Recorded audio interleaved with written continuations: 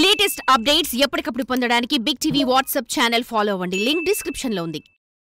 ఓడ ఎక్కే వరకు ఓడ మల్లన్న, ఓడ దిగాక బోడి మల్లన్న అనే సామెత ఉంది. సరిగ్గా ఇదే సామెతను ఫాలో అవుతున్నారట ఒక నాయకురాలు. ప్రత్యర్థుల బెదిరింపులను తట్టుకుని ఎన్నికల ముందు ఆమె కోసం నిలబడి కొట్లాడితే ఇప్పుడు గెలిచాక కూరలో కరివేపాకులా ట్రీట్ చేస్తున్నారట. దాంతో గుర్తింపు గౌరవం లేని చోట ఇక ఉండలేమంటూ తిరుగుబాటు గళం వినిపించేందుకు సిద్ధమవుతున్నాయంట సొంత పార్టీ శ్రేణులు. ఇంతకీ ఏంటా నియోజకవర్గం? అంతలా వాడుకుని వదిలేసిన ఆ నేతశ్రీ ఎవరో?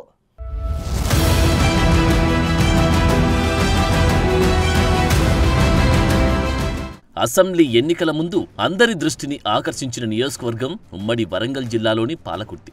ఓటమి ఎరుగని మాజీ మంత్రి ఎర్రబెల్లి దయాకర్రావుపై కాంగ్రెస్ నుంచి ఏమాత్రం రాజకీయ అనుభవం లేని యువనేత యశస్విని రెడ్డి పోటీకి దిగడంతో పొలిటికల్ సర్కిల్స్ మొత్తం పాలకుర్తి వైపు ఆసక్తిగా చూశాయి. కాంగ్రెస్ అభ్యర్థి యశస్విని రెడ్డి అయినప్పటికీ ఎర్రబెల్లి వర్సెస్ ఝాన్సీరెడ్డిగానే పోటీ జరిగింది. వాస్తవానికి కాంగ్రెస్ నుంచి అభ్యర్థిగా మానుమండ్ల ఝాన్సీరెడ్డి పోటీ చేస్తారని అందరూ భావించారు.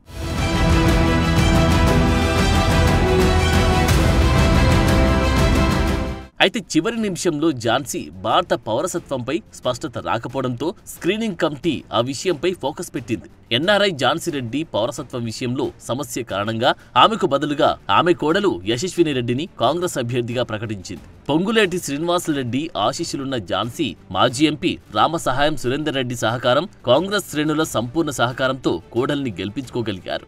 యశస్విని రెడ్డి పేరుకు ఎమ్మెల్యే అయినా ప్రస్తుతం అక్కడ ఝాన్సీ పెత్తనమే నడుస్తుందట. దీర్ఘకాలంగా కాంగ్రెస్ జెండా ఎగరని నియోజకవర్గంలో ఎర్రబెల్లి లాంటి పొలిటీషియన్ని ఓడించడం మామూలు విషయం కాదు. అయితే ఈ క్రెడిట్ మొత్తం పాలకుర్తి కాంగ్రెస్ శ్రేణులకే దక్కుతుందని ఝాన్సీ వర్గీయులే అంటున్నారు.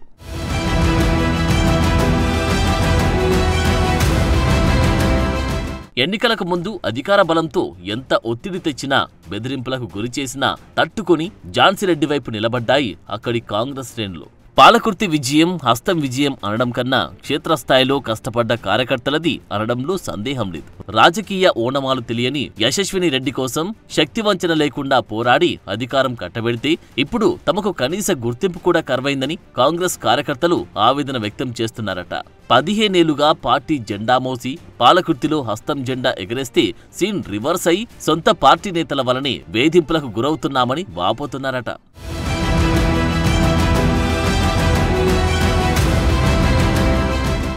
ఎన్నికల ముందు ప్రవర్తనకు ఇప్పటి ప్రవర్తనకు ఝాన్సీరెడ్డిలో చాలా మార్పు వచ్చిందన్న టాక్ వినిపిస్తోంది. గౌరవం ఇవ్వకపోయినా పర్వాలేదని, కనీసం తమను పట్టించుకోవట్లేదని కాంగ్రెస్ క్యాడర్ అసహనం వ్యక్తం చేస్తుంది.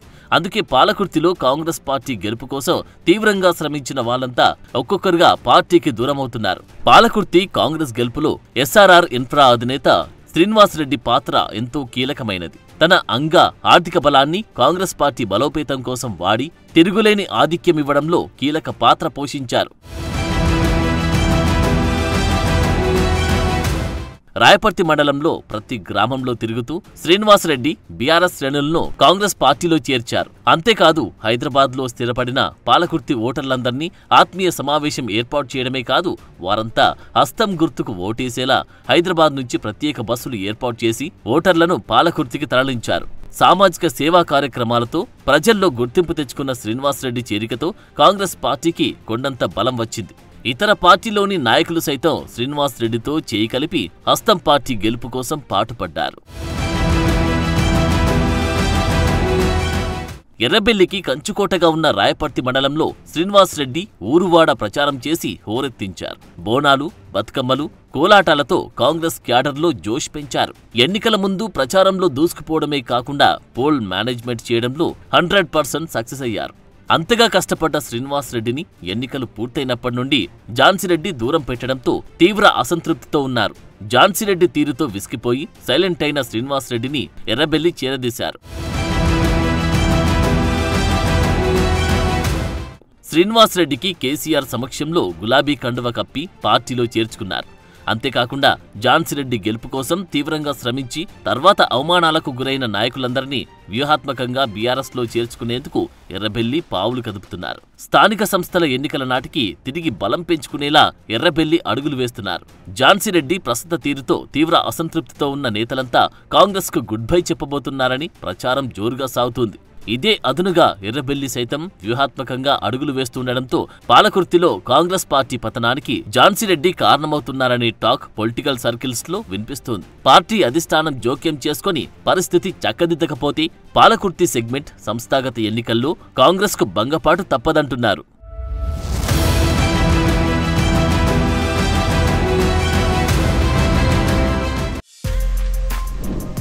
For more videos like this, subscribe Big TV channel.